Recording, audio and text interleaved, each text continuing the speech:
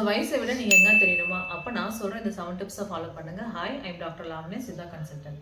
உங்க உணவு முறை எப்படி இருக்கணும்னா கார்போஹைட்ரேட், புரோட்டீன், ஃபேட், ஃபைபர் இப்படி சரிவிகிதமா இருக்கணும். உங்களுடைய ஸ்நாக்ஸ்ல ஃப்ரூட்ஸ் அண்ட் வெஜிடபிள்ஸ் அதிகமா சேர்த்துக்கோங்க. Oil item, fried items, sugar ஐட்டம்ஸ்லாம் அவாய்ட் பண்ணிடுங்க. நிறைய தண்ணி குடிங்க. தண்ணி நிறைய குடிச்சீங்கன்னா தான் உங்க ஸ்கின் டல் ஆகாது, ட்ரை ஆகாது. ஸ்கின் அப்படி ட்ரை ஆச்சுன்னா சீக்கிரம் முகத்துல சுருக்கங்கள் வர ஆரம்பிச்சிடும். ரெகுலரா எக்ஸசைஸ் பண்ணுங்க. நீங்க ரெகுலரா எக்ஸசைஸ் பண்ணும்போது உங்க உடம்புக்கு பிளட் சர்க்குலேஷன் அதிகமாகும். ஒரு நாளைக்கு குறைஞ்சபட்சம் 6 to 7 மணி நேரம் தூங்குங்க.